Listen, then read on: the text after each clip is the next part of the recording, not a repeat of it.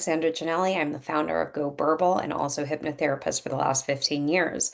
I often get asked if everybody can be hypnotized, and the answer is yes. If you can fall asleep at night and wake up in the morning, you've already naturally gone through the hypnotic state twice. So it is the state between awake and sleep. There are different depths to it, which are associated with different brain wavelengths, which is amazing. So it is a scientific and you can measure the state that you're in through, different things like EEGs and stuff like that.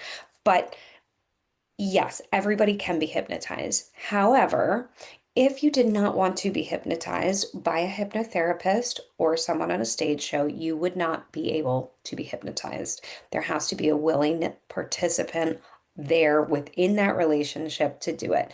So, for example, if you were working with me, but you felt I was like really creepy, or maybe I didn't earn your trust in the questions that I was asking, you would have a very hard time letting go of your control or logical mind to go into the unknown hypnotic state. Because let's face it, if you've never done hypnosis before, it is considered unknown, and the subconscious mind's job is to keep you safe and protect you, right? And so if I'm trying all these different things that are making you feel uncomfortable, your mind is going to keep your coping mechanisms, your guards, your survival mechanisms intact and not let me put you into the hypnotic state until it feels safe with me. Or maybe it won't. And then that just means that I'm not the right person to be working with. Now, you can continue to work with someone. I would probably have a conversation with you to understand what the blocks are, see if there's not a workaround for it.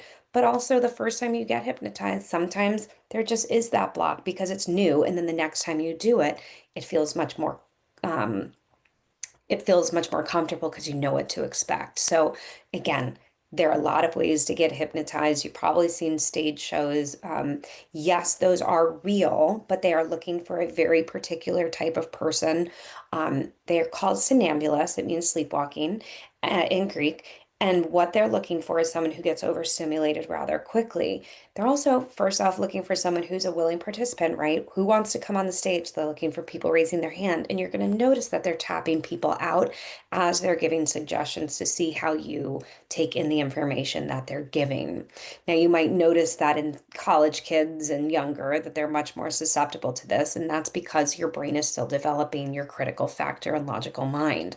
And so it's much easier to hypnotize people who are younger versus older because we do have that critical factor and are able to distinguish between a lot of different things logically. You also might find people who are drunk are a little bit easier to hypnotize because, again, that inhibition, that fear factor is a little bit more blunted. So the answer is that yes, everybody can be hypnotized, but you have to have a willing participant to be part of it.